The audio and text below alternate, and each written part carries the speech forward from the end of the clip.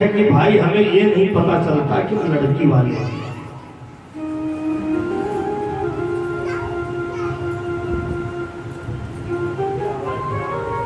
एक नहीं चार चार बहुओं को जब महाराज राजा दशरथ विदा करा के घर आए हैं, भाई माताओं में तो बड़ी श्रद्धा होती है। जिनके जिनके बेटे शादी वाले हो रहे हैं, अब ये तो उनकी दिल की तरंगों से पूछो, भोले बाबा जब हमारे घर बहू आएगी, मैं आपके मंदिर में प्रसाद चढ़ाऊंगी, बहू को लेकर के आऊंगी, ये करूंगी, बड़ी मन्नतें होती है। लेकिन पता नहीं क्यों शादी के बाद कुछ ही सासें ऐसा कहती है, महाराज हमारे घर में तो बहू बिटिया में कोई अंतर नहीं है। अब पता चला बहू अलग मुंह फुलाए बैठी, सासू मां अलग मुंह फुलाए बैठी। ये केवल राम कथा से दूरी की वजह है।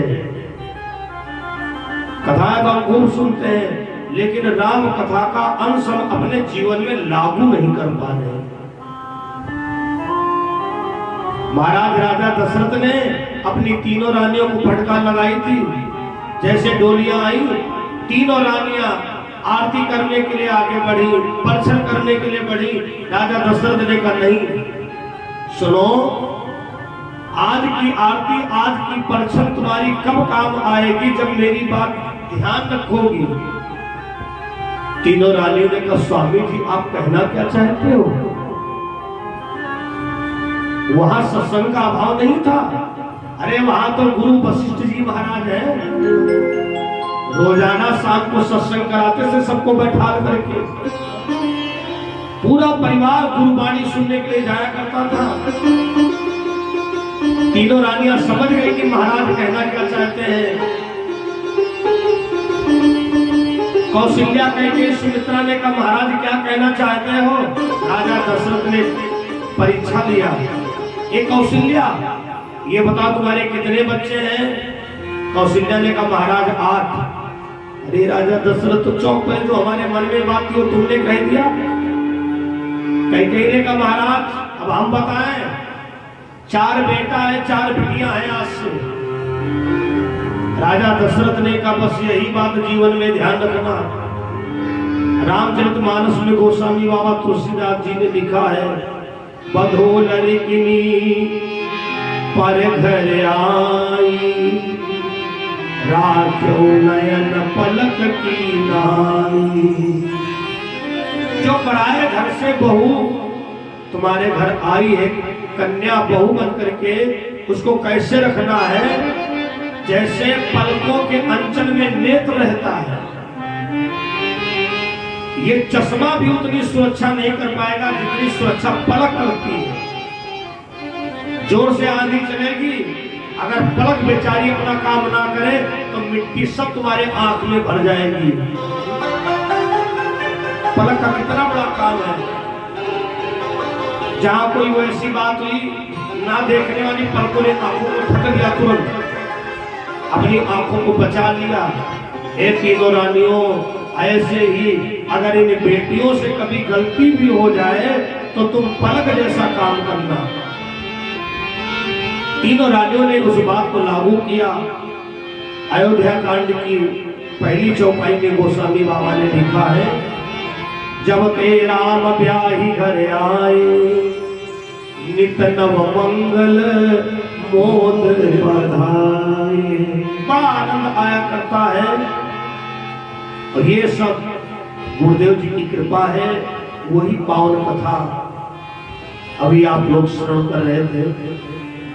आओ उसके अगले अध्याय में बड़ी सुंदर कथा है, श्री कृष्ण जन्मोत्सव। भागवत में श्री कृष्ण जन्मोत्सव, वैसे तो भादों में अष्टमी मनाई जाती है, लेकिन हर भागवत में भादव का महीना आ जाता है। भागवत में हर भागवत में अष्टमी तिथि का आगमन हो जाता है। एक बार संकीर्तन करें, फिर दसम स्कंद में हम आप अपने मन को स्थापित करें और बड़ी सुंदर कथा श्री कृष्ण जन्मोत्सव की सुनते हैं। ये जीवन है तेरे हवाले मुरलिया वाले, ये जीवन है तेरे हवाले मुरलिया वाले, प्यारे मुरलिया वाले, प्यारे बसुरिया वाले, प्यारे मुरलिया वाले, प्यारे बसुरिया वाले, ये जीवन है तेरे हवाले मुरलिया वाले, ये जीवन है तेरे हवाले मुरलिया वाले, प्यारे मुरलिया वाले, प्यारे बसुरिया वाले, प्यारे मुरलिया वाले, प्यारे बसुरिया वाले, जीवन है तेरे हवाले मुरलिया वाले, जीवन है तेरे हवाले मुरलिया वाले। मैं तो कान्हा तेरी एक कटक तेरी, मैं तो कान्हा तेरी एक कटक तेरी, मैं तो कान्हा तेरी एक कटक तेरी, मैं तो कान्हा तेरी एक कटक तेरी। कठपुतली देखिए आप लोगों ने, किन किन ने देखी है? थोड़ा खोपड़ी हिलाओ, देखिए सबसे कठिन कठपुतली का नृत्य होता है, हम लोगों ने बहुत देखा है, आज भी देखते हैं। यज्ञों में झांकियां लगती है, एक धागे के सहारे मूर्ति मजीरा भी बजाती है, ये सब कला है। मैं तो कान्हा तेरी एक कठपुतली, मैं तो कान्हा तेरी एक कठपुतली। थोड़ा थोड़ा इन हाथों को शुद्ध कर लीजिए, इनमें बड़ा खतरा है, जो थोड़ा बहुत बचा है भजन की ताली से इसको भस्म कर डालो। मैं तो कान्हा तेरी एक कठपुतली, मैं तो कान्हा तेरी एक कठपुतली, चाहे तू जैसे नचाए मुरलिया वाले, चाहे तू जैसे नचाए मुरलिया वाले, प्यारे मुरलिया वाले, प्यारे बसुरिया वाले, प्यारे मुरलिया वाले, प्यारे बसुरिया वाले, जीवन है तेरे हवाले मुरलिया वाले, जीवन है तेरे हवाले मुरलिया वाले। मैं तो कान्हा तेरी होठों की बंसुरी, मैं तो कान्हा तेरे होठों की बंसुरी, मैं तो कान्हा तेरी होठों की बंसुरी, मैं तो कान्हा तेरे होठों की बंसुरी, चाहे तुझे से नचा ले मुरलिया वाले, चाहे तुझे से बजा ले मुरलिया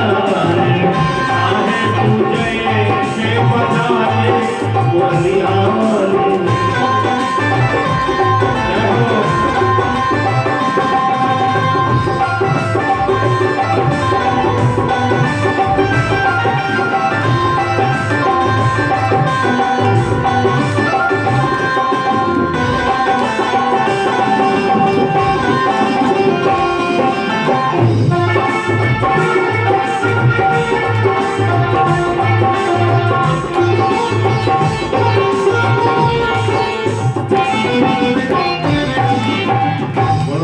कृष्ण भगवान की जय हो। मथुरा के राजा उग्रसेन, जिनकी रानी का नाम था पवनरेखा, भागवत में कृष्ण जन्म की कथा बाद में आई है, कृष्ण जन्म की कथा पहले आई है। धीरे धीरे चौथापन आ चुका है और महाराज के जीवन में संतान की प्राप्ति नहीं हुई। जब जब महाराज पौन रेखा को उदास देखते थे तब पीछे पड़ते थे, कहते थे जा रानी पौन रेखा कहीं घूम टहलाओ जाते, जिससे इनको संतान का दुख ना होने पाए। एक दिन रानी पौन रेखा अपनी दासियों के साथ में जंगल में घूमने के लिए गई और उस जंगल में एक राक्षस रहता था।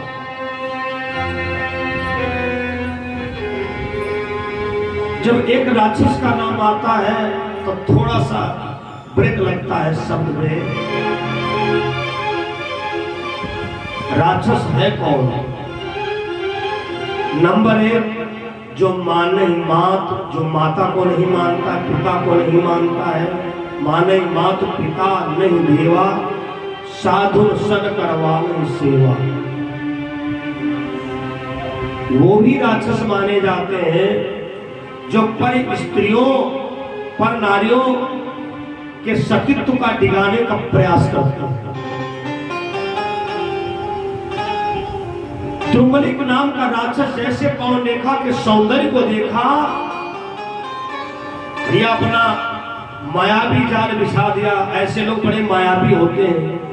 आंधी तूफान बिकराल आ गए, रानी पौन रेखा घबरा गई, हाय बहुत गलत समय में मैं आ गई हूं। उसी समय पर महाराज उग्रसेन का भेष बना करके सामने आ गया। रानी पौन रेखा पहचान नहीं पाई और उनके सतीत्व को उसने नष्ट कर दिया और अंत में ठाका मार के हंसा, ए पौन रेखा तुम तो बहुत बड़ी पतिव्रता थी, देखो मैंने तुम्हारा सतीत्व डिगा दिया। रानी पौन रेखा ने कहा, रे दुष्ट, अगर मेरा सतीत्व ना नष्ट किया होता तो मैं तुझको जला करके भस्म कर देती। द्रुमलिक ने कहा, पौन रेखा महाराज उग्रसेन के द्वारा एक जन्म नहीं 7 जन्म तक तुमको संतान ना मिलती। और तुमको पता है जो मेरा वीर पुत्र होगा मेरे समान योद्धा होगा, उसको मारने के लिए स्वयं भगवान को धरती पर आना पड़ेगा। पौन रेखा मेरे बच्चे में एक बहुत बड़ी कमी होगी, वो साधु संतों को परेशान करेगा, लेकिन वो भगवान के हाथों मारा जाएगा। रानी पौन रेखा ने इस रहस्य को छुपा लिया। समय आने पर बच्चे का जन्म होता है और उस बच्चे का नाम पड़ा कंस। कंस जो है छोटे पर से ही बड़ा उपद्रवी था। होनहार विद्वान के होत चिकने पात। उग्रसेन अंदर ही अंदर घुटा करते थे कि हे भगवान, ये तो आसुरी प्रवृत्ति का है, हमने समाज में कितना नाम कमाया है, और कहीं ऐसा ना हमको मुंह दिखाने वाला न रखे। कंस के मन में पता नहीं कहां से शंकर भगवान की भक्ति जागृत हो गई। महादेव बाबा में एक बहुत अच्छाई है, चाहे राक्षस हो चाहे साधारण मनुष्य हो, अगर वो तपस्या कर रहा है, अगर उसकी तपस्या से खुश हो गए तो ये कुछ नहीं सोचेंगे कौन है, वरदान दे देंगे। कठिन उसने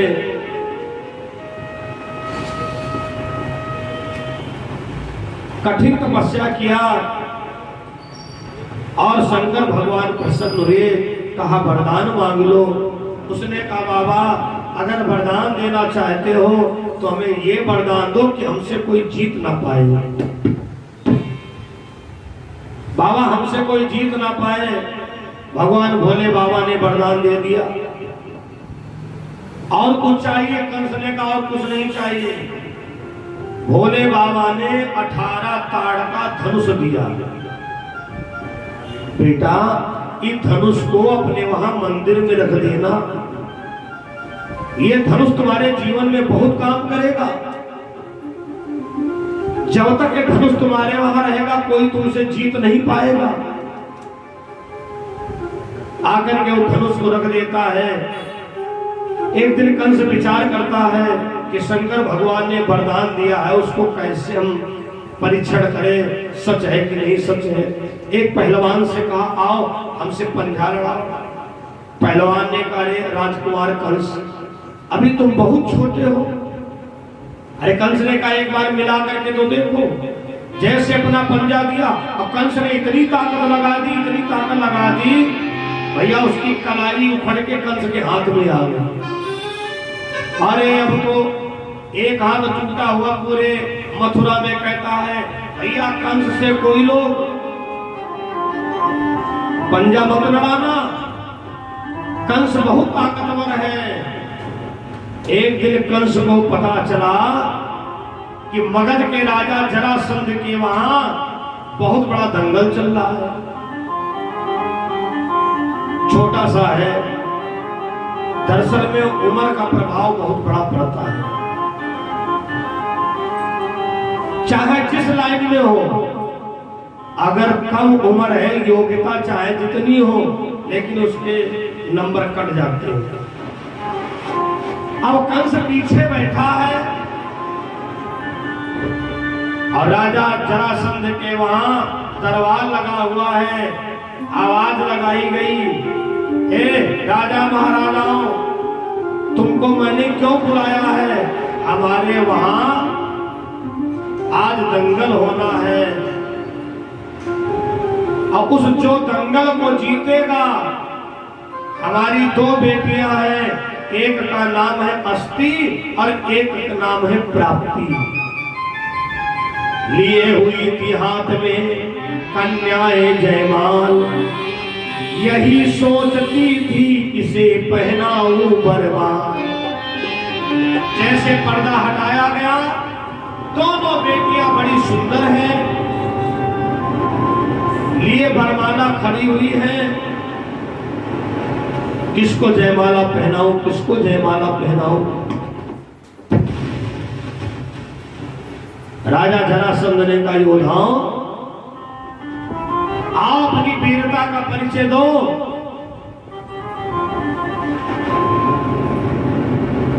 कभी कभी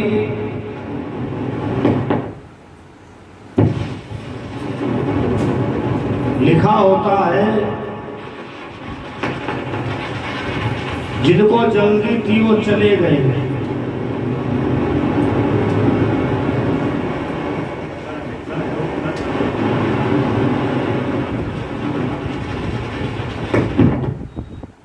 है तो वही कर दिया, पर नीचे। हेलो, बोलो सच्चिदानंद भगवान की।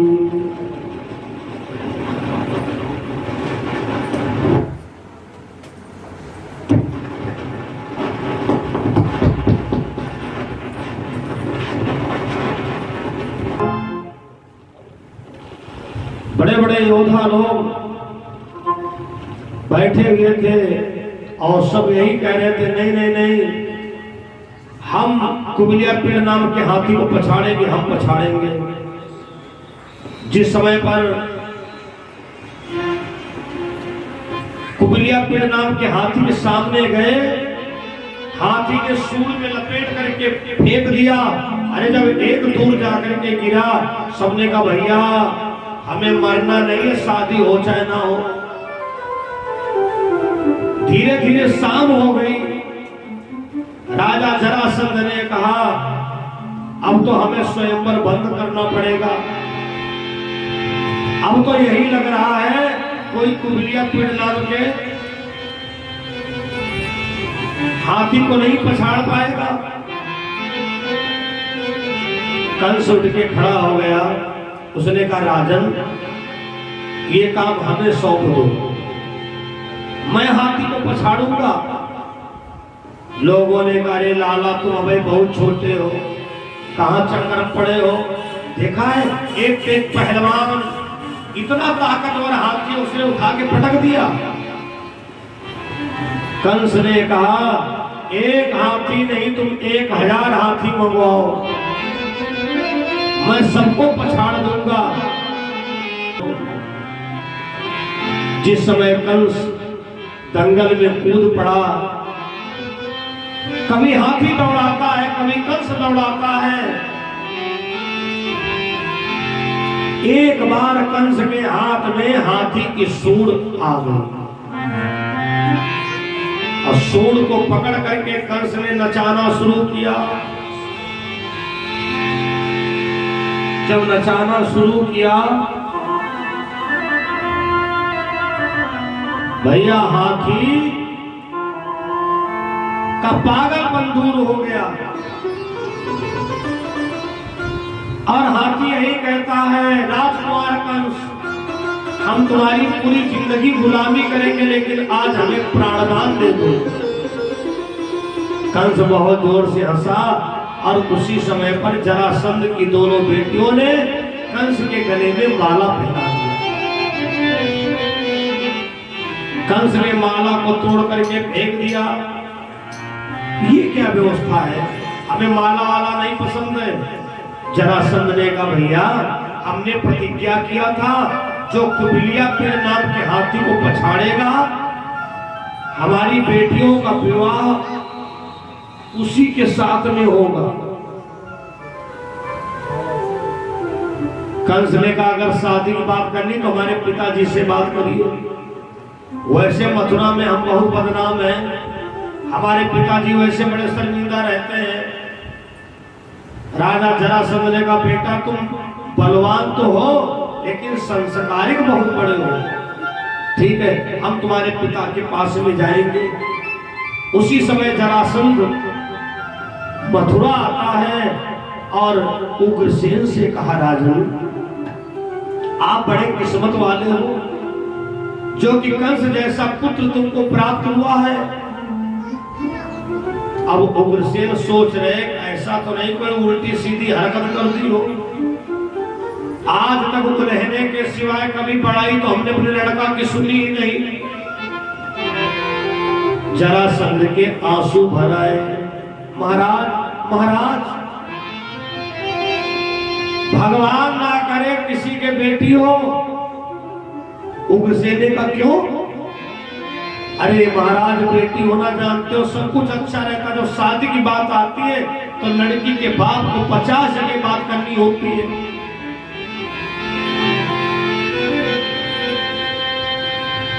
जिसके घर सर्प बसेरा हो, चाहे जितनी नींद की गोली खाए नींद नहीं आएगी किनको। आपके कमरे में काला सांप रहता है, हमारे आश्रम में तो लड्डू गोपाल की महिमा निराली है। चौथे पांचवें दिन दर्शन देते जरूर है। कभी फूल के पास बैठे, कभी कहीं बैठे, हम लोग भी उनका जो स्वागत कर पाते हैं।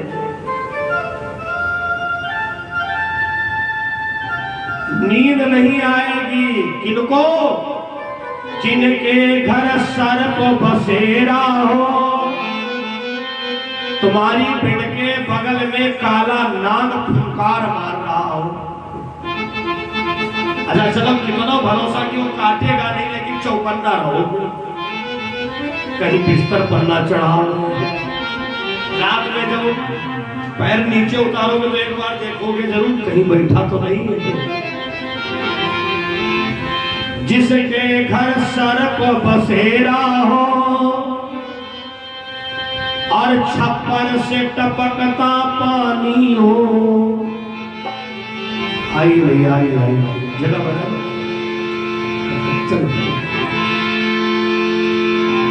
हमारे शोभित भी अच्छे कलाकार हैं और बिल्कुल सब बच्चों के तरीके से सबका खेल मेल रहा है। और जिनका आगमन हुआ है, भोजपुरी फिल्म की बहुत बड़ी अभिनेत्री है। हम लोग भी काफी शूटिंगों में गए हैं। डायरेक्टर साहब बोले महाराज जी सही बताए, आप पर खलनायक वाला रोल बहुत जमेगा, हमका तो बनी बना। हमने कहा हमको कथा कर दो भैया। बोले सच्चिदानंद भगवान की। हमने कहा कहीं पूजा पाठ वाला पोच हो तो जरूर डाल देना, लेकिन अब का बहुत गई थोड़ी रही। इनकी बदौलत, इनकी कृपा से, सही बताऊं जो मैंने सपने में नहीं सोचा था वो इन्होंने दिया है। तो दूसरे मार्ग को, दूसरी लाइन को सपने में सोचने बेकार है। बोलो ब्रह्म सच्चिदानंद भगवान की। चर्चा का विषय चल रहा है, जिसके घर सांप बसेरा हो, छप्पर से टपकता पानी हो। जिसके घर सर्प निवास करता हो,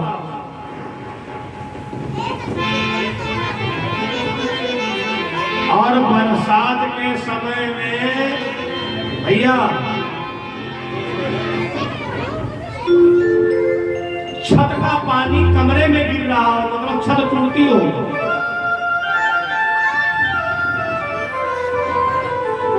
अब छप्पर कहीं नहीं रह गए हैं।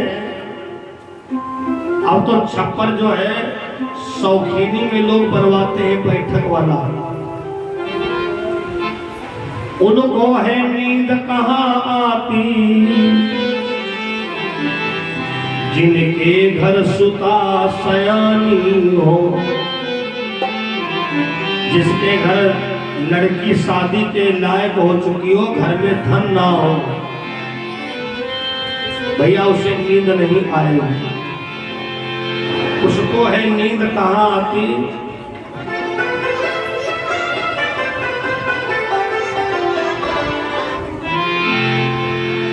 आराम से इधर से आ सकते हैं, आप इधर से आ सकते हैं, चढ़ा दीजिए। उसको है नींद कहाँ आती, जिसके घर सुता सयानी हो। ये जरासंध कह रहा है, महाराज हमारे 2 बेटियां हैं और हमने प्रतिज्ञा किया था जो कुबिलिया पिंड नाम के हाथी को पछाड़ेगा उसके साथ मैं अपनी बेटियों का विवाह करूंगा।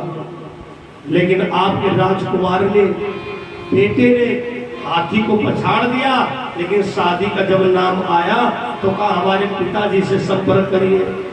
महाराज बड़े किस्मत वाले हो। उग्रसेन विचार करते हैं, हम पहली बार आज अपने बेटे की प्रशंसा सुन रहे हैं।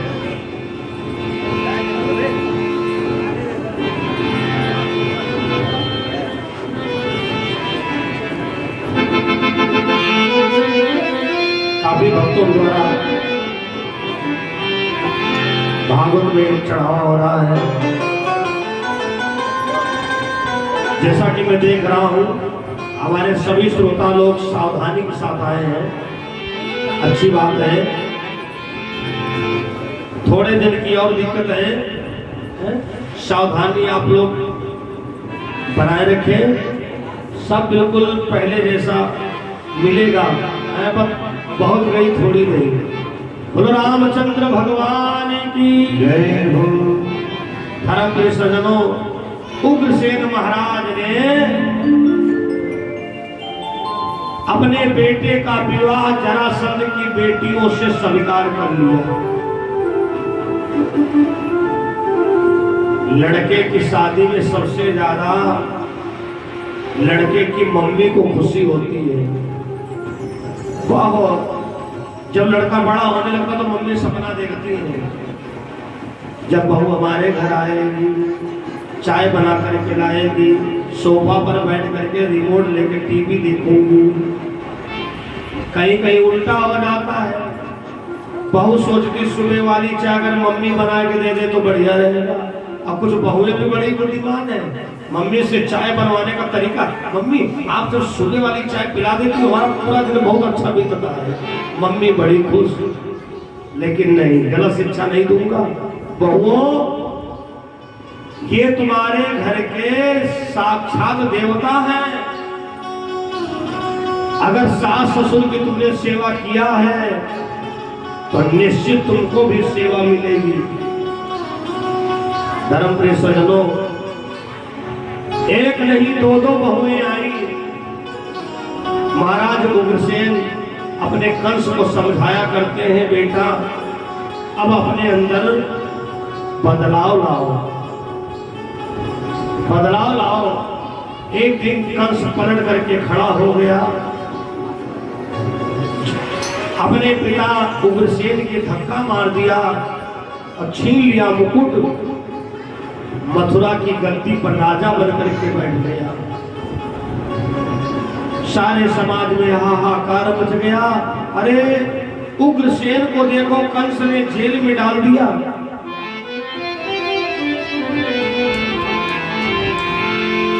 धर्म प्रिय सज्जनों, इसके अगले अध्याय की कथा बड़ी सुंदर है। श्री कृष्ण जन्मोत्सव की मैं देख रहा हूँ काफी लोग तैयारियों से आए हैं और आज कथा का चौथा दिन था और बड़ी मस्ती में बाबा के दरबार में ये लाइन जरूर कहे, कुछ ही भजन हमको भाते हैं। ये भाव बिल्कुल आत्मा से तार जोड़ने वाला है बाबा से। सब लोग गाना। इतनी कृपा भोले जी बनाए रखेगा,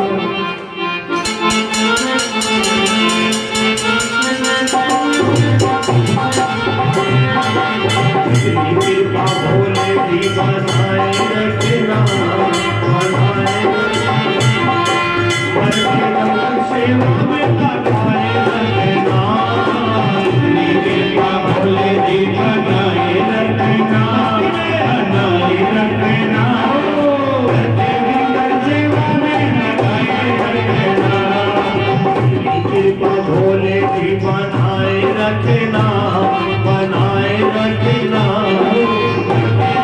सेवा में लगाए रखना, कृपा भोले जी बनाए रखना, बनाए रखना, सेवा में लगाए रखना।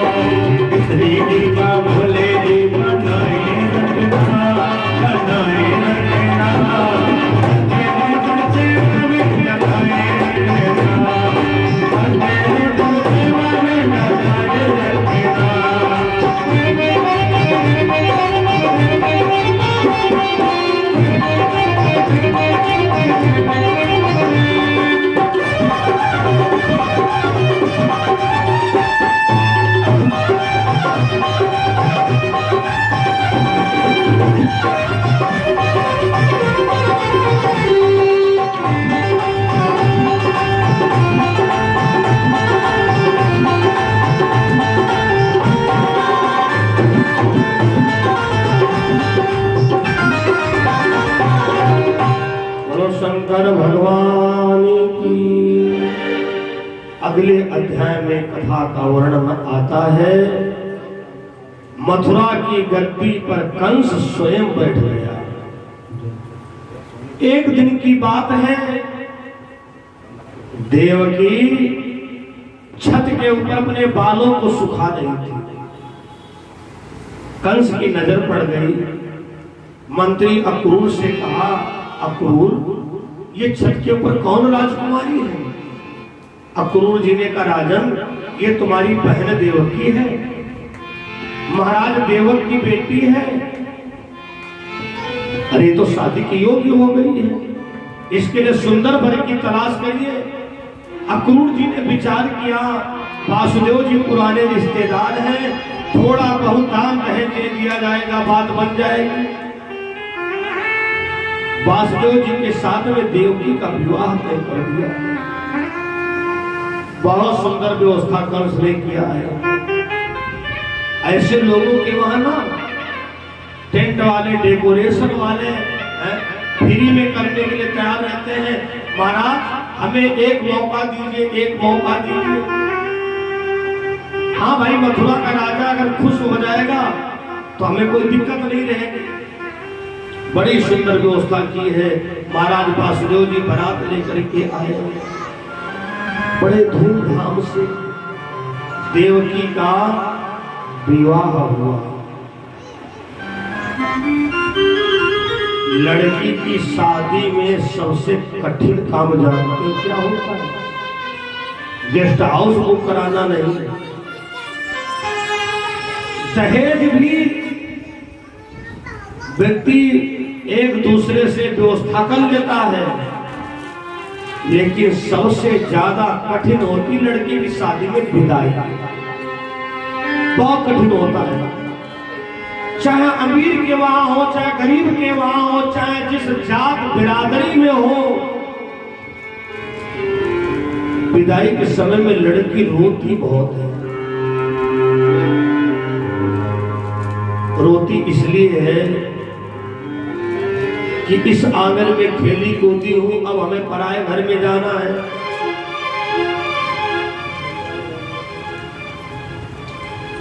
और देखा होगा सबसे ज्यादा लड़की जब देहरी पर पहुंचती है तब बिल्कुल बेहोशी हालत में हो जाती है। जब विदाई का समय आया, देवकी चिल्ला पड़ी, भैया भैया। अब कंस को तो पता ही नहीं था कि लड़की विदाई में रोती कि नहीं रोती है। जैसे बहन देवकी को रोते सुना, निकाल ली तलवार, भैया अक्रूर जी की गर्दन पर रखा। दुष्ट कहीं का, हमने कहा था शादी में कोई कमी ना छोड़ना, ये मेरी बहन क्यों रो रही है? अक्रूर जी के आंसू बहने लगे। राजकुमार, हर कन्या विदाई के समय में रोती है। जाओ, हो सकता है तुम्हारे जाने से कुछ रोना कम कर दे। जिसमें कंस गया देवकी के पास, वारे देवकी की विदाई। जैसे कंस गया, देवकी लिपट करके रोने लगी, भैया हमने बहुत बड़ी गलती कर दिया। अगर हमें पता होता तो सारी जिंदगी तुम्हारे सामने ना पड़ती। छत के ऊपर बाल सुखाना ही गलत रहा।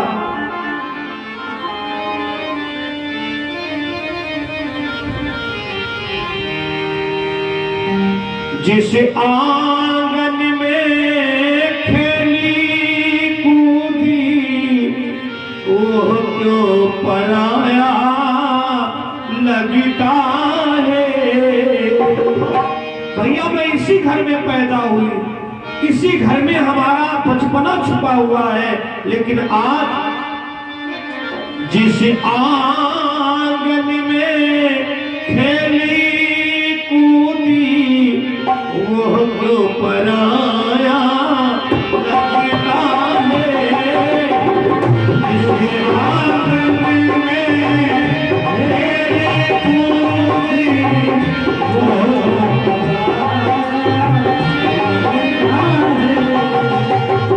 प्रीति छुटी सब बचपन दी हो, प्रीति छुटी सब बचपन की। मैं गुड़िया तेरे आंगन की, मैं गुड़िया तेरे आंगन की, मैं गुड़िया आंगन की हो, आंगन की, आंगन की हो, आंगन की।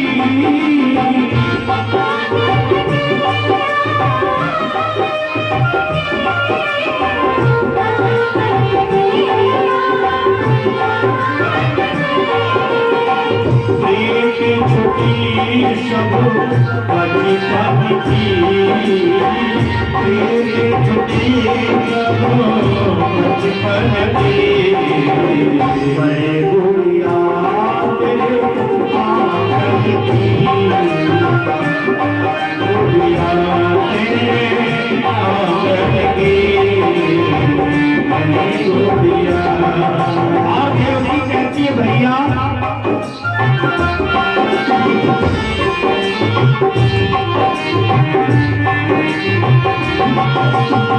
जिस आंगन में खेली कूदी जिस आंगन में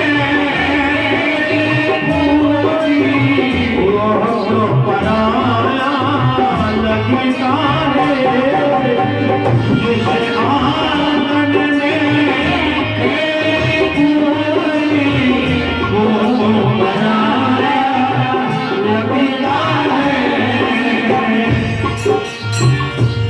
और दूसरे में हमारे चश्मा वाले सिंह साहब जी को वहां से भेज हुए जिस आंगन में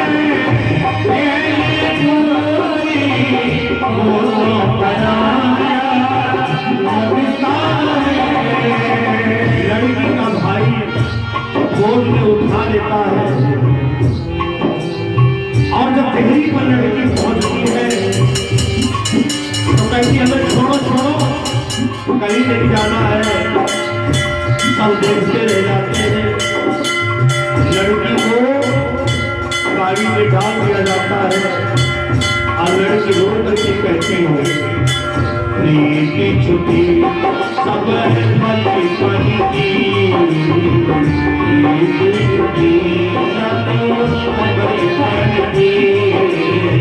मैं गुड़िया तेरे आंगन की मैं गुड़िया तेरे आंगन की मैं गुड़िया। रोते रोते लड़की जाती है और भगवान से कहती है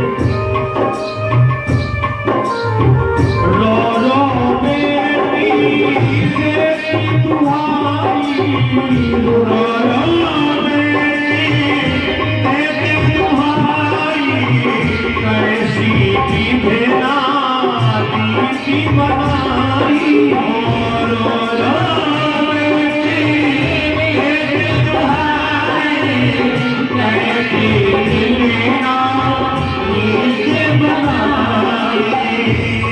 आदरणीय श्री केके सिंह जी के द्वारा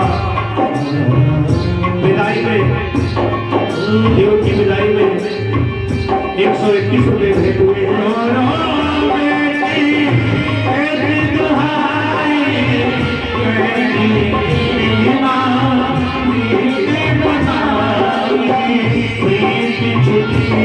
सब बचपन की हो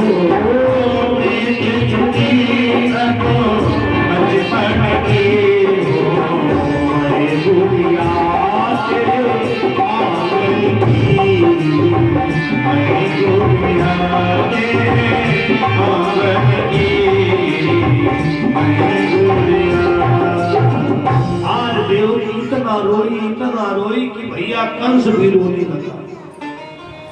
सारी समाज कहती है अरे कंस के तो आज तक किसी ने आंसू नहीं देखा था। धन्य हो देवकी। कंस ने कहा अपनी बहन को भेजने के लिए आज हम स्वयं जाएंगे। उठा लिया गोदी में और रथ पे बैठाला और समझाता जाता है अरे पागल कहीं की रोती क्यों है। बड़े बूढ़ों से ज्ञान मिला है कि हर कन्या को पराए घर जाना होता है। अरे तुमको इतना दिया है बहन तुम 7 जन्म तक बैठे बैठे खाओ और अगर कोई दिक्कत हो तो खबर भेज देना। मैं कुंटलों सोना चांदी तुम्हारे वहां भिजवा दूंगा। लेकिन भाई बहन के प्यार में भैया हाय लग गई। थोड़ी दूर रथ पहुंच पाया आकाशवाणी हो गई एक कंस जिस देवकी को तू भेजने के लिए जा रहा है इसी का 8वां लाल तुम्हारा काल बन करके जन्मेगा। एक बार सुना 2 बार सुना तीसरी बार जब आवाज आई रथ को रोक दिया और देवकी के बालों को पकड़ करके घसीटना शुरू किया। देवकी कहती है अरे भैया तुमको क्या हो गया है, अभी अभी तो तुम मुझको छोड़ने चल रहे थे, एकाएक तुमको क्या हो गया। कंस ने कहा बहना अभी अभी आकाशवाणी हुई है, तेरे 8वें पुत्र के द्वारा मेरी मृत्यु होनी है। भैया अगर तुमको हमारे संतान से खतरा है तो मैं तुमको वचन देती हूँ, मैं बंदी बना लूं, 8वां पुत्र दे दूंगी, उसको तुम मार डालना। अगर 8वें पर भी तुम्हें ना भरोसा हो तो 8 बच्चे तुमको भेंट कर दूंगी। कह चुका हृदय उन दोनों का, जो कुछ है सहना सह लो, 8वें पुत्र के ही कारण हम सबको जिंदा रहना है। दोनों को बंदी बना लिया, जेल में लाकर के बंद कर दिया। वासुदेव और देवकी विचार करते हैं स्वामी अगर कंस की मृत्यु का कारण मेरा पुत्र बन गया ना तो बड़ी किस्मत की बात होगी, बहुत बड़ा पापी है, इसने हमारे पिता को जेल में बंद कर रखा है। धीरे धीरे वो समय आया कि देवकी के प्रथम बच्चे का जन्म होने का समय आ गया। जब प्रथम बच्चे का जन्म हुआ देवकी ने वासुदेव जी से कहा लेकर के जाओ और ये हमारे भैया को ले आओ जा करके। भैया वासुदेव जी लेकर के गए, कंस को दया आ गई, नहीं नहीं अरे हमें खतरा तो 8वें से है, इसको वापस ले जाओ। जब लेकर के आए अब तो देवकी की ना पूछो, भैया हमारा बहुत अच्छा है। एक बात बताएं, ये हमारी माताएं इतनी समर्पित, इतनी ललाई और इतना इनके अंदर प्रेम रहता है, अगर भैया कोटा वाली धोती खरीद दे दे तो 15 लोगों में दिखाएंगे। भैया हमारे साड़ी लाए, सौनी लाए, आदमी चाहे 20,000 की साड़ी लाए तो क्या कोई ऐसा नहीं किया, बड़ा लगाव होता है। कहीं अगर भतीजा चाहे पीतल वाली अंगूठी ला के दे दे, अब बुआ जब गड़कर हमारे भतीज देखो अंगूठी दे के आए, बड़ा लगाव होता है, होना भी चाहिए। अब जब देवकी ने देखा कि हमारे बच्चे को वापस कर दिया, अरे ना पूछो महाराज, हम कह रहे कि हमारा भैया बड़ा बढ़िया है लेकिन दिल को बहुत साफ है। जब उसने पहला बच्चा छोड़ दिया है तो 8वां भी छोड़ देगा। कंस ने कहा ज्यादा प्रसन्नता ना मनाओ, दुष्ट आदमी का कोई भरोसा नहीं होता है। क्षणम रुष्टा क्षणम दुष्टा, दुष्ट व्यक्ति क्षण में प्रसन्न हो जाता, क्षण में नाराज हो जाता है। देखो भैया एक दुष्ट की हमें बात याद आ गई, वैसे तो इस कॉलोनी में कोई ऐसा नहीं है, हम 28 साल से परिचित है, मान लो बीच में कोई हो गया हो तो गारंटी नहीं हो, कोई अपने पर मत ले लेना भैया। एक दुष्ट अपनी पत्नी के 4 डंडा रोज मारता था, रोज। पत्नी सूख सूख के कांटा हो गई, देहरी पर बैठ गई। एक बूढ़ी माता जी निकल पड़ी, दांत एक को नहीं थे, अब किया करो, कहा राम तो निकले मुंह से राम हो। उसने कहा माता जी हमारा आदमी हमको बहुत मारता है। माता जी ने कहा सही बात बताए, जिस गलती के लिए एक बार मारी जाओ दोबारा गलती मत करो। भाई बहू के बात समझ में आ गई कि माता जी ने सही कहा है, जब एक बार जिस गलती के लिए मारी जाओ दोबारा गलती वो करो ही ना। लड़की ने पर्चा बनाया, एक दिन इनका टिफिन लेट हो गया था, एक दिन इनके कपड़े नहीं प्रेस थे, रात भर सोई नहीं, बस सोच लिया कि कल हमको मार नहीं खाना है,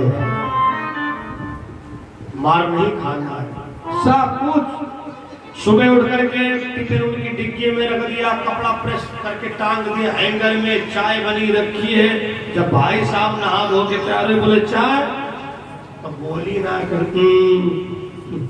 अरे वाह टिफिन, बोली नहीं, समझ रही दुष्ट आदमी कौन भरोसा कर, कहाँ का गाड़ी की डिग्गी में। अब आदमी बड़ा खुश हो गया, रे वाह, अरे हम कहा करते थे अपने में बदलाव लाओ, हमारा तुम्हारा क्यों झगड़ा हो, चलो तुमको सुंदर साड़ी खरीद दे। पत्नी ने सोचा ये आदमी का भरोसा का दुकान है पर कूटे लगे, बड़ी बुद्धि से काम किया उसने। आप अपनी पसंद की खरीद ला, हमारी पसंद आपकी पसंद, जैसी ले आओगे वैसी पहन लूंगी। पति ने बढ़िया साड़ी खरीद के लाए, पत्नी ने पहना, बड़ी खुश है, दिन भर झगड़ा नहीं हुआ। हे चकवार बाबा, हे ढकवार बाबा, हे भुइहार बाबा, हे जिंद बाबा, हे शंकर बाबा, जैसे हमारे दिन बहुरे तैसे सबके दिन बहुरे। आधी रात का समय था, आदमी की आंख खुल गई। हमारे हिंदुस्तान के संबोधन, कोई विज्ञान, कोई टेक्नोलॉजी उसको समझ नहीं सकती है। हर 15 किलोमीटर पर भाषा बदल जाती है। आप बता दोगे कहाँ का रहने वाला है, ये बाराबंकी का है कि फैजाबाद का है कि लखीमपुर का तक है, या ये कहाँ का है। और थोड़ा आगे बढ़ो, कहा उनने कहीं जा कहा। हर 15 किलोमीटर पर भाषा, 20 किलोमीटर पर एक क्षेत्रीय भाषा अपना प्रभाव दिखाती है।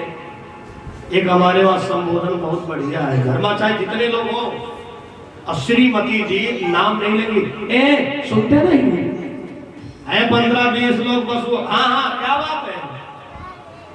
अब भाई साहब भी जब कहेंगे तो नाम ले लेंगे, ए सुनो, वो समझ गई कि हम ही से कह रहे हैं। अब पति देव की रात को 12 बजे आंख खुल गई, ए सुनो क्या बात, बड़ी खुश है आज। कहा ये बादल में रोड कैसे बनी है, ऐसे देवता हो तो ज्यादा बुद्धिमान ना मानो। कौन लग गए, आपको नहीं पता है, आपको नहीं पता है। ये जो है बादल में जो रोड बनी है, इस रोड पर इंद्र का हाथी निकलता है। अब बगल में डंडा रखा था, 6-7 घसीटा, रोड के नीचे चरपैया डाल दी। अगर इंद्र के हाथी का पैर फिसल जाए, हमारे ऊपर गिरे, हम मरेंगे कि बचेंगे। तुम तो दुर्घटना बीमा को पाओगी 15 लाख। अब भैया रात में धमाधम मचाए पड़ा। दुष्ट आदमी का कोई भरोसा नहीं होता है। 100 की सीधी एक बात, क्षणम दुष्टा क्षणम दुष्टा। दुष्ट व्यक्ति क्षण में प्रसन्न हो जाता, क्षण में नाराज हो जाता है। वासुदेव जी कह रहे हैं देव की ज्यादा प्रसन्नता ना बनाओ, लेकिन देव की मारे प्रशंसा के पुल बांध रही। हमारा भैया बहुत अच्छा है, माना वो नीच नराधम है, निश्चय निष्ठुर निष्पापी है वज्र समान हृदय उसका, पत्थर सी उसकी छाती है। पर मैं करुणा क्रंदन करके करुणा उसमें उपजाऊंगी, 8वें पुत्र के ही कारण उसके पैरों गिर जाऊंगी। आज मेरे प्रथम बच्चे को छोड़ दिया है महाराज, हमें विश्वास है 8वें बच्चे के लिए भैया के पैर पकड़ लूंगी। तब तक नारद जी का आगमन हो गया। नारायण नारायण।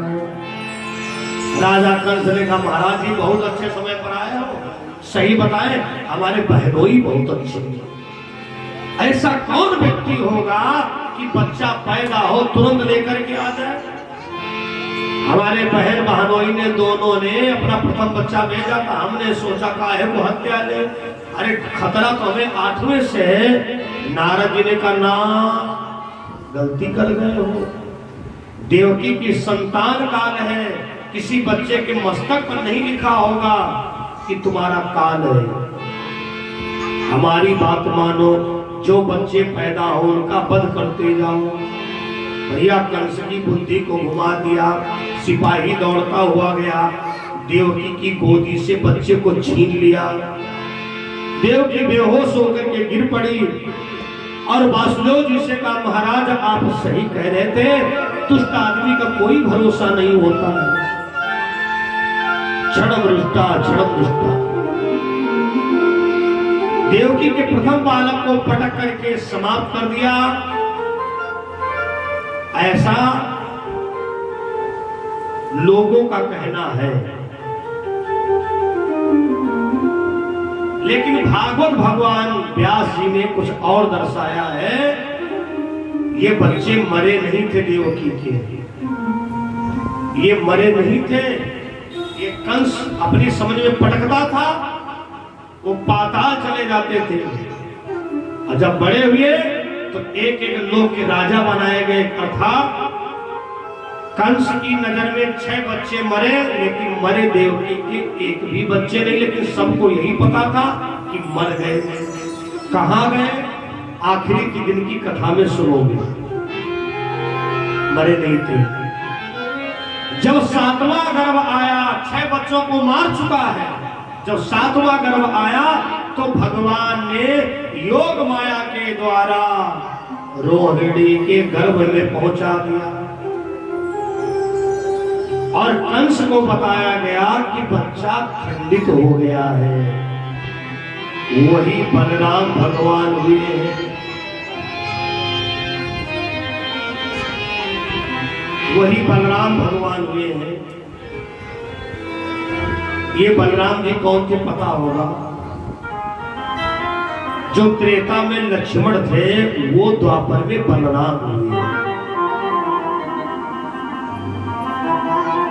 जो राम बड़े थे वो द्वापर में छोटे हुए हैं। बहुत पहले मैं गीत गाया करता था,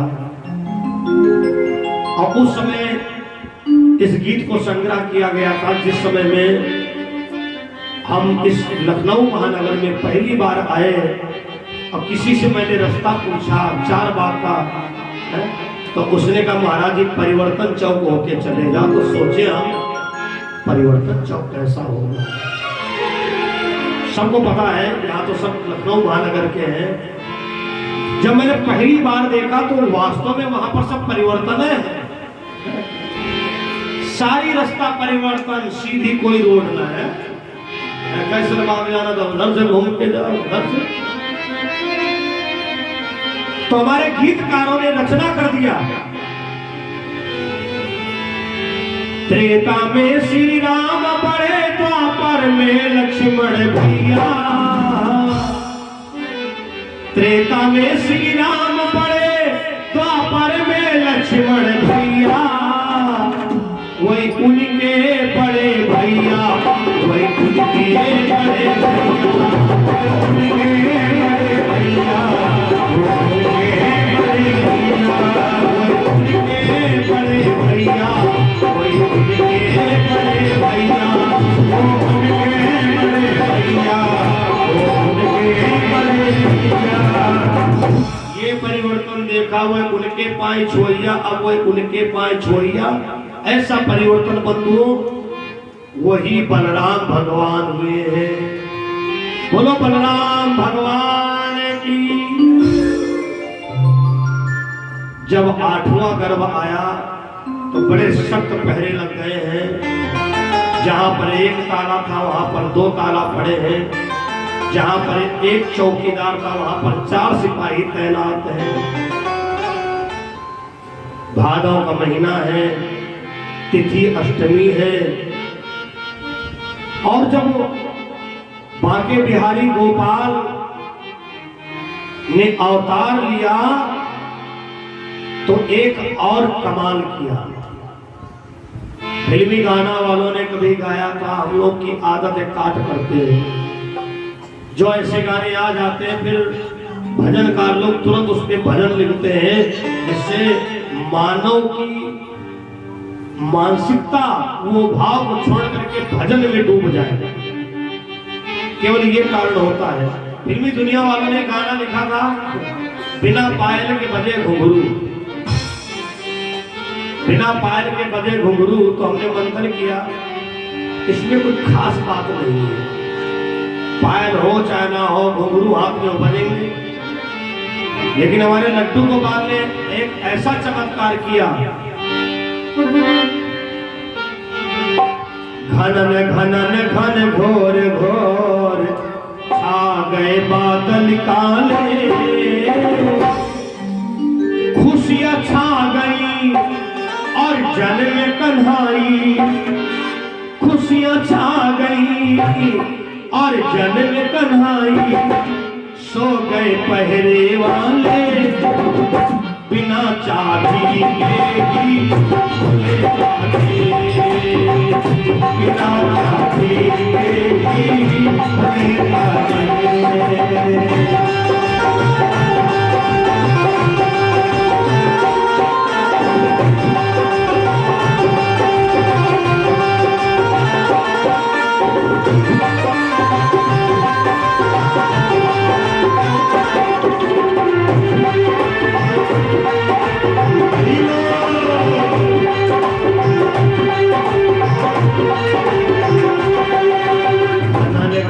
घन घोर घोर छा गए बादल काले, घन घोर घोर छा गए बादल काले, खुशियाँ छा गई धन में कन्हई सो गए पहरे वाले, बिना चाही के ही बिना चाही खुले ताले,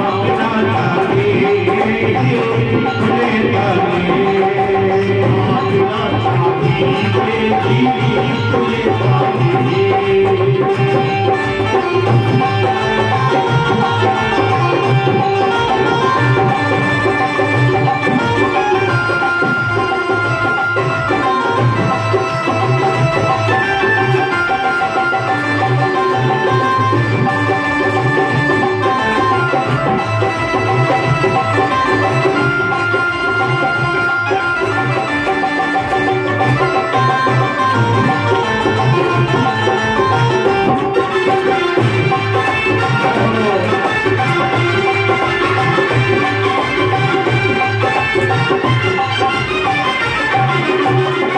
बिजली चमकी बादल गरजे, चहुओर पवन सन्नाने लगे।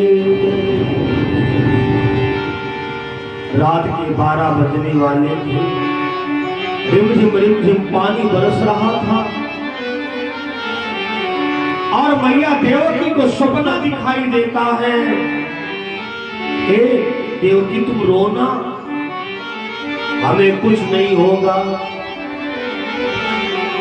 जागो जागो मातु देवकी, जागो मेरी पास बेरा हो गया है, बेरा हो गया है। जागो जागो मातु देवकी, जागो जागो मातु देवकी, बेरा हो गया है, बेरा हो गया है। रोटी जमैया मेरी रोने के दिल न तुम्हारे हैं, न तुम्हारे हैं। रोटी जमैया मेरी रोने के दिल न तुम्हारे हैं। जागो जागो देवकी, जागो जागो देवकी, जागो मेरी हो गया है, हो गया है। जागो अब देवकी, जागो मेरी हो गया है।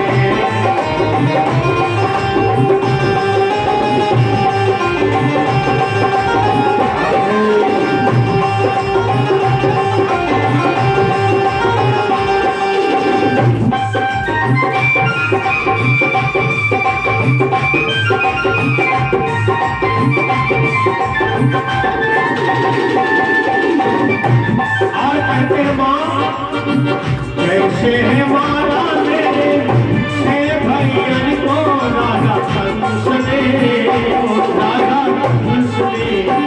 जैसे है मारा मेरे से भैयन को राजा कंस ने, राजा कंस ने। वैसे मालूम है भैया, वैसे मालूम है भैया, जागो मेरी बात हो गया है, सवेरा हो गया है। जागो जागो मातु देवकी, जागो जागो मातु देवकी, जागो मेरी बात, सवेरा हो गया है, सवेरा हो गया है। बिजली चमकी बादल गरजे, चहुओर पवन सन्नाने लगे। जो मैया देवकी के गर्भ में भगवान की माया थी वो नष्ट हो गई, वो परमात्मा अवतरित हो गया। एक तेज पुंज आता है, जेल के अंदर सोने का सूप आया और कहा वासुदेव इस बच्चे को तुम नंदगांव लेकर के जाओ। जिस समय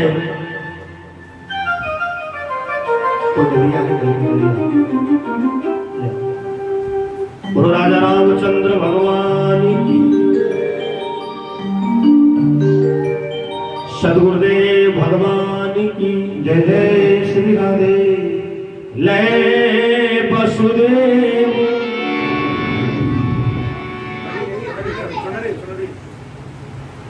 चले हरि को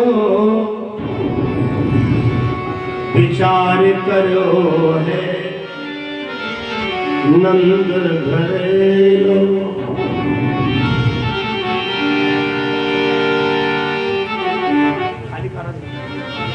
बोलो गोविंद भगवान की जय हो।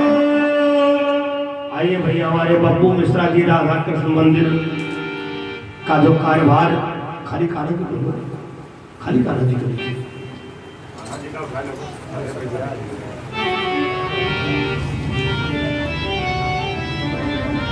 बोलो सच्चिदानंद भगवान की जय हो।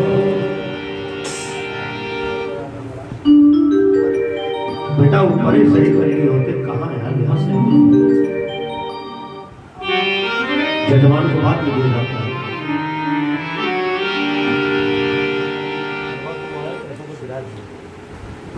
बोलो सच्चिदानंद भगवान की। जो हमारे पुरुष वर्ग के लोग हैं,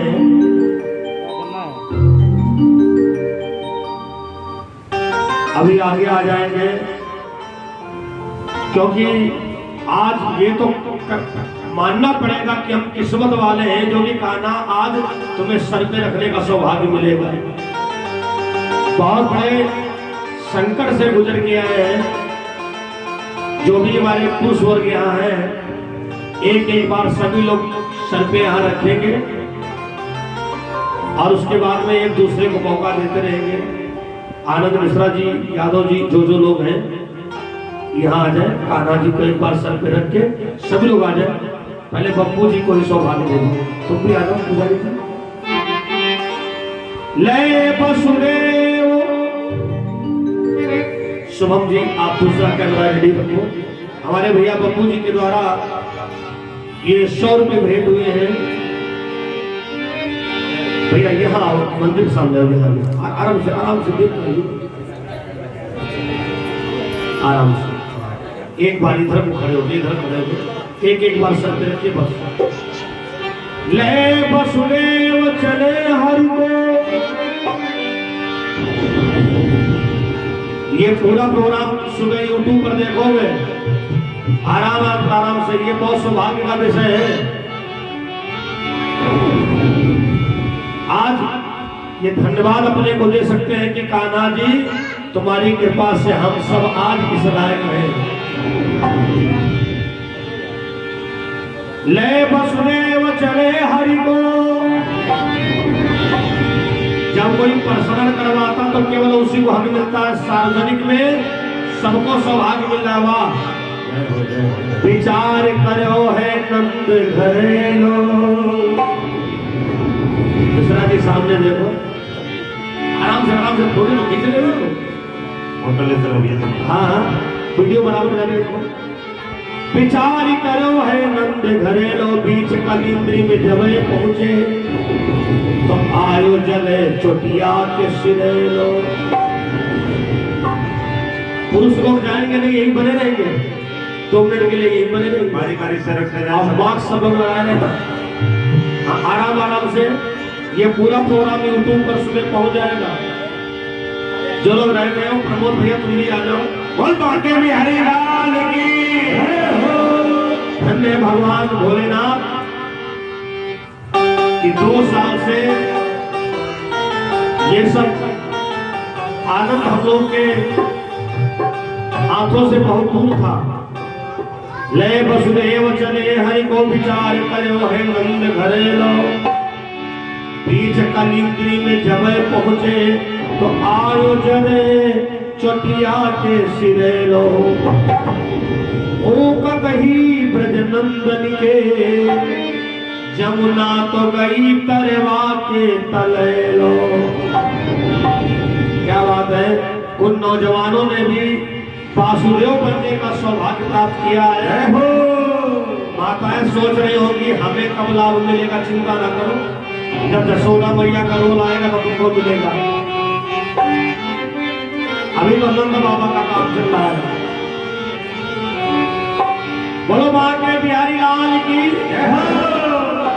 भैया। शोभित तुम भी आ जाओ, यादव जी तुम भी आ जाओ, आ जाओ आ जाओ आ जाओ आ जाओ। अरे नहीं नहीं आ जाओ, आप तुम्हारे सबसे भगत हो, आ जाओ।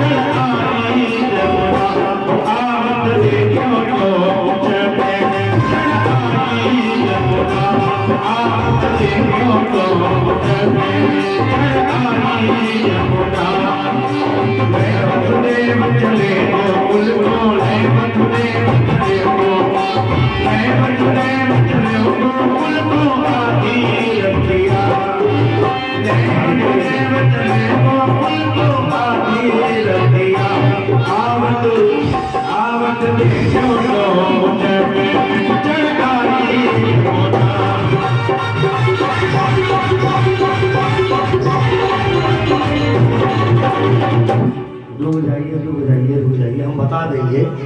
आप लोग का जब खाना आएगा भी बताएंगे, थोड़ा कथा क्रम पर पहुंच जाए। महाराज वासुदेव जी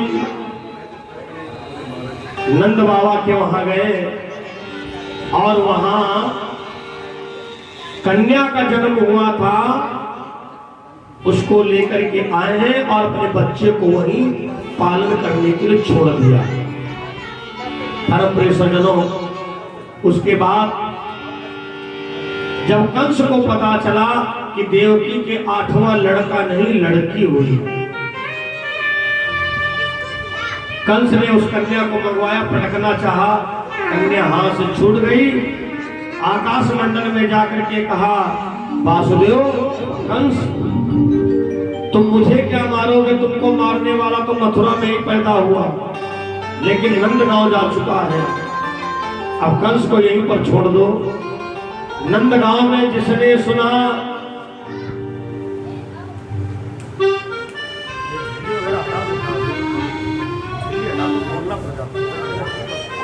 बोलो गोविंद भगवान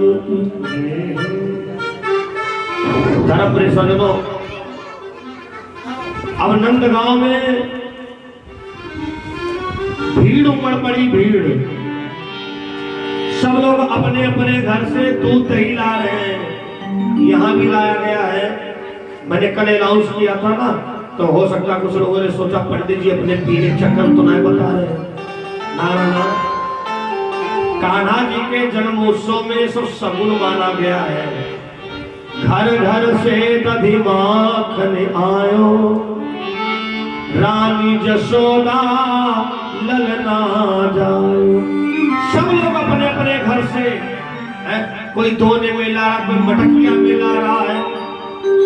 सारे कांड तो देखे गए, लेकिन कन्हैया जी के जन्म में हो गया दधी कांड। एक ने दोना बाहर से फेंका, अब जो आए वो बाहर से दोना फेंक दे, तो मैया जसोदा जी का दूध दही से आंगन भर गया। बोलो बांके बिहारी लाल की जय हो। अब देखो बारी बारी से सबको सौभाग्य दिया जा रहा है, इकट्ठे कोई नहीं खड़ा होगा। इस बार कुछ नियम चेंज करके कार्यक्रम होगा है, सारा काम सिस्टमिक। पहले क्या करते थे, इकट्ठे सबको खड़े कर देते थे। जो लोग मखाना टाफी या कुछ भी लुटाने के लिए लाए हैं, वो एक एक दो दो लोग आना कान्हा जी के पास, जो कुछ मखाना टाफी लाए एक दो पहले इनका भोग लगाना, तब लुटाना। और जिनको जो निछावर करनी है बारी बारी से आएंगे, जिनका कान्हा जी के जन्म में नाचने का बहुत मन करे तो दो दो तीन तीन लोग, ये जगह इसलिए भी छोटी हुई है, आराम से उत्सव मना सकते हैं, लेकिन सावधानी के साथ में। जिस समय उत्सव मनाएंगे उस समय पर मास्क जरूर लगा लेंगे। कहोगे आप, हम तो आप लोगों से 5-5 फुट दूर है, सुरक्षा बहुत जरूरी है। मैं इसीलिए यूट्यूब चैनल पर बोल रहा हूँ, हमारा काम है पकाना। सैनिटाइजर वहां लगा हुआ है, मिश्रा जी ने कहा जितना लगे महाराज जी उतना लगाओ, भर भर के बोतल लगवा रहे हैं। ये भी कलयुगी गंगा जल है। धन्य सैनिटाइजर बाबा। जितनी चीटे मीटे जिनको कोई नहीं पूछा था, टेलरों की बचत कपड़े की अलग अलग कमाई हो गई है। 4-4 अंगुल कपड़ा बच्चे बनाए थे मास्क, कोई बात नहीं है। ये चीज तो वैसे भी पहले भी कुछ लोग लगाते थे, जो पढ़े लिखे लोग हुआ करते थे। भूल करता ये जो महामारी आई ना, इस आई तो एक बीमारी, लेकिन 2 साल में 1 लाख बीमारियां तुम्हारे शरीर की कम पड़ जाएंगी। कहाँ कम मास्क लगाता था? गाड़ियों का पेट्रोल धुआं सब मुंह में भरा करता था। साधुवाद है, आप लोग थोड़े दिन और सावधानी रखेंगे। और देखो मुख्य जजमान के द्वारा, भैया कैमरा रेडी रखो, मिश्री लाल की धर्मपत्नी के द्वारा कान्हा जी के जन्मोत्सव में न्यौछावर हुआ है और टाफी का भोग लगा है। अब बारी बारी से आप लोग आते रहे, कन्हैया जी के जन्मोत्सव में न्यौछावर करें और टाफी लुटाएं। तेरी गोद में जायो लाल बहारी, तेरी गोद में जायो लाल बहारी,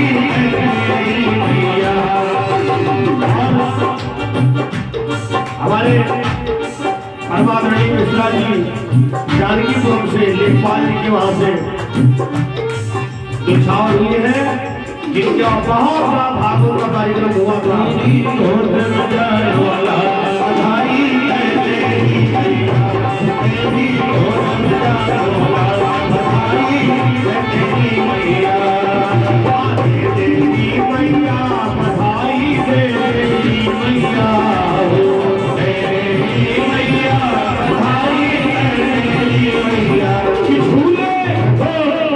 जिनके पास टाफियां हैं वो लुटा सकते हैं, लेकिन ज्यादा लोग खड़े नहीं होंगे।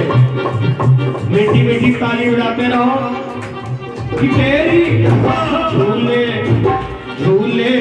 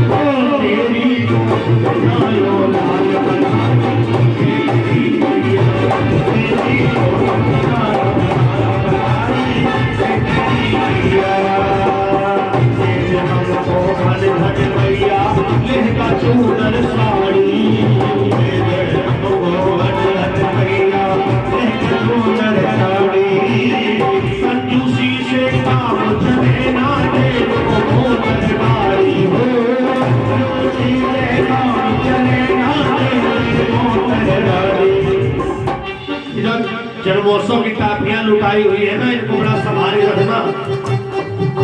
झूले झूले झूले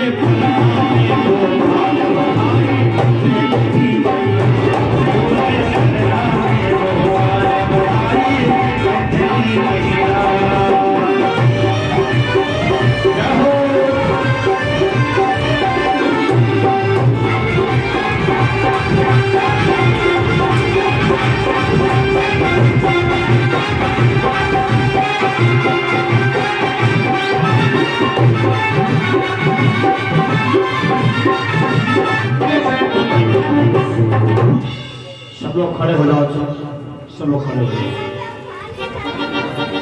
चालू रखिएगा।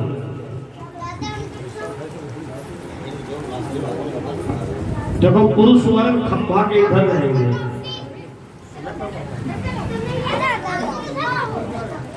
जितने भी पुरुष वर्ग है अपने पंडाल हाल में रहे। भैया आप लोग भी पुजारी भैया बब्बू तुम भी इधर आ जाओ।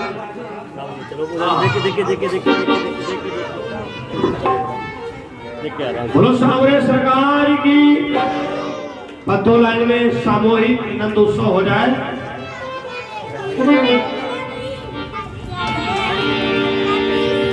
देखिए बच्चे मंच से थोड़ी दूरी रखें। हाँ चलो 2 मिनट बस नंद उत्सव हो जाए। हाथी घोड़ा पाल की कन्हैया लाल की। ऐसा लगे कि भादों का महीना है। हाथी घोड़ा पाल की कन्हैया लाल की। नंद भर आनंद भयो कन्हैया लाल की। हाथी घोड़ा पाल की कन्हैया लाल की। हाथी घोड़ा पाल की कन्हैया लाल की। हाथी घोड़ा पाल की। नंद जी के अंगिना में बज गई आज बधाई। नंद के अंगिना में बज गई आज बधाई। बज गई आज बधाई बधाई। बज गई आज बधाई बधाई। बज गई आज बधाई। नंद जी के अंगिना में बज गई आज बधाई। नंद के अंगिना में बज गई आज बधाई।